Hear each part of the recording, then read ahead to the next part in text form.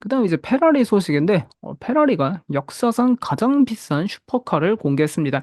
이게 내년에 이제 고객들한테 인도가 될 거다 이야기 나오는데 뭐 디자인은 요렇게 생겼고요. 페라리 디자인은 항상 정말 신기하게 미래지향적으로 생겼습니다. 제품 모델명은 페라리 F80이라고 하고요. 모델명도 참 쉽다. 근데 이게 대당 가격이 정말 살벌한데 360만 유로라고 합니다. 360만 유로. 이거 한화로 환산하면 대당 53억 원에 이제 판매가 되는 건데 뭐 페라리 역사상 가장 비싼 모델이라고 하고요. 그리고 이번에 상당히 상징적인 거는 이게 페라리에서 그 슈퍼카라고 분류하는 그 슈퍼카 모델이라고 합니다. 그러니까 보통 일반 저 같은 그 일반 사람들은 그냥 이거 다 슈퍼카 아니냐라고 이야기하지만 페라리 안에도 그 등급이 여러 개 있는데 가장 높은 급이 슈퍼카고요. 근데 그중에 라페라리 이후로 11년 만에 출시된 슈퍼카 모델이다 이야기 나오고 있습니다. 이 라페라리는 그 국내에서 그 손흥민 선수가 타고 다니는 걸로 많은 유명세를 떨치고 있고요. 근데 이번에 출시된 이 페라리 F80은 단 799대만 생산 예정에 있다 이야기하는데 그러니까 이 F80이란 모델 분명히 어제 공개했는데 공개와 동시에 이미 모든 제품 예약 완료됐다고도 동시에 공개했습니다. 사실상 뭐 미디어에 먼저 공개하기 전에 이 예약이 다 끝났다 하는 거 보니까 확실히 충성 고객들한테 먼저 연락을 해서 차량 이미 다 판매가 된 거 아닌가 볼 수 있겠고 이게 내년 말 이전에 인도가 시작 예정된다 하니까 결국 내년 회계년도 하반기부터 결국에 이 새로운 모델에 대한 실적이 페라리에 반영될 거다 보면 좋을 것 같습니다. 그래서 799대 이거를 360만 유로에 다 팔아버리면은 모든 차량 판매 시 이렇게 28억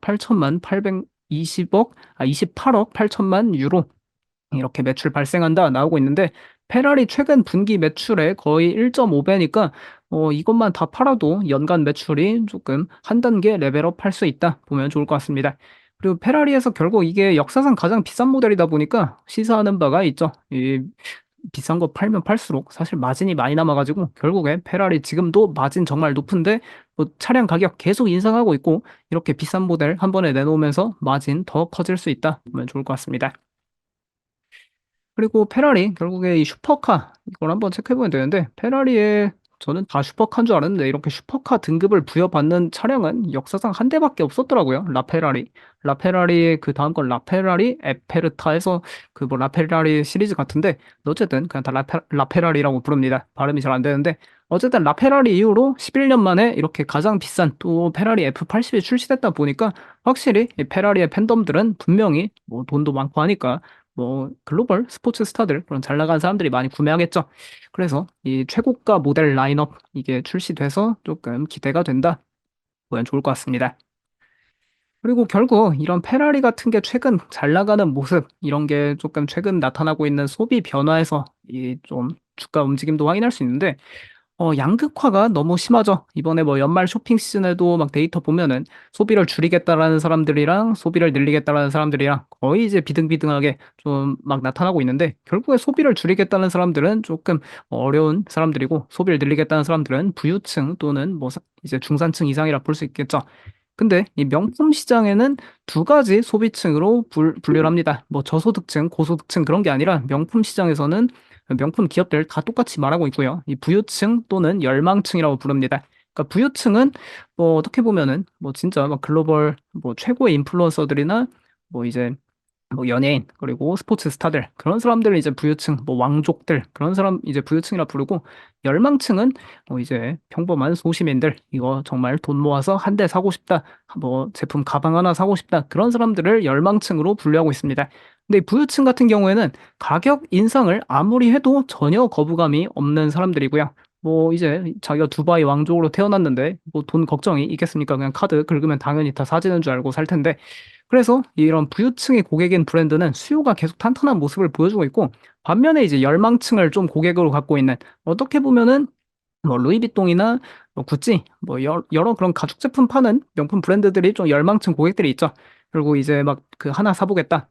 그렇게 이야기를 많이 하는데 근데 가격 인상에 거부감이 많습니다. 열망층 같은 경우에는. 왜냐면 이제 돈 모아서 하나 사는 건데 가격이 막 한 3년 사이에 뭐 2배, 3배 올라 버리면은 조금 사기 어려워져서 결국에 이런 가격 인상 시대에 열망층이 고객으로 있는 브랜드들은 고객을 많이 상실했고 결국 그래서 이게 주가 퍼포먼스로 다 나뉘고 있고요. 이 대표적인 부유층 브랜드로 꼽히는 건 페라리랑 에르메스 꼽히고 있는데 근데 사실 에르메스도 어떻게 보면은 그 뭐 에르메스 스레빠나 그 실크 스카프 사는 쪽은 열망층이라고도 볼 수 있어서 약간 진짜 그 열망층이라는 고객층이 애초에 없는 페라리 정도가 진짜 럭셔리 중에 럭셔리다 이런 거 볼 수 있을 것 같습니다. 그래서 주가도 올해 가장 좋은 모습 보여주고 있고 반면에 이제 부유층도 소비하지만 열망층 고객도 상당히 많이 갖고 있는 뭐 LVMH나 캐링, 버버리 같은 기업들은 뭐 많게는 주가 막 진짜 반토막씩 나고 이 상당히 확실히 열망층 소비자들은 이제 더 이상 럭셔리 제품 소비 여력이 좀 많이 없어졌다. 이런 거 보면 좋을 것 같습니다. 이런 열망층과 그 럭셔리층, 이 좀 부유층이랑 열망층의 이 소비 그 변화가 실제로 실적 발표에서 다 나타나고 있는데 에르메스 실적을 깊게 봐보신 분들은 거의 없겠지만 이 에르메스 실적에 이게 다 나옵니다. 그러니까 열망층과 부유층의 이 좀 양극화 현상이 에르메스가 그 가방을 구매하려면은 그 밑에 제품부터 사서 그 이제 뭐라 해야 될까요? 리워드라 해야 될지 어쨌든 이력을 계속 쌓아야 되죠.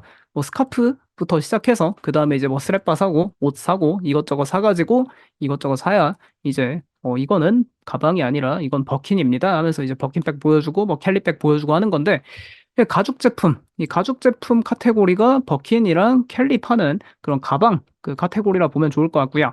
그리고 실크 및 옷감 카테고리가 결국 에르메스 처음 방문하면은 이제 딴 거 사고 싶어도 이거밖에 살 수가 없습니다. 이 실크하고 옷감, 결국 스카프 볼 수 있는데 이 빨간색 결국 스카프 이쪽 성장률이 분명히 2년 전에 막 돈이 넘칠 때만 해도 가죽 제품보다 훨씬 성장률이 높았습니다. 그러니까 돈이 넘쳐나고 다들 여행도 못 가고 할 땐 명품 사니까 에르메스 이렇게 좀 엔트리 모델 입문하려는 사람들이 막 엄청 많았는데 근데 이게 최근에 양극화가 심해지고 이렇게 스카프 가격도 계속 올리니까 이거 살 수 있는 사람도 이제 없어지고 있죠. 그래서 이제 역성장에 들어갔는데 반면에 이 가죽 제품 뭐 켈리랑 버킨 사는 사람들은 여전히 탄탄하다. 그러니까 이런 데이터를 통해서도 이제 고소득층이랑 아니 부유층이랑 열망층 간의 조금 소비 양극화를 볼 수 있을 것 같습니다.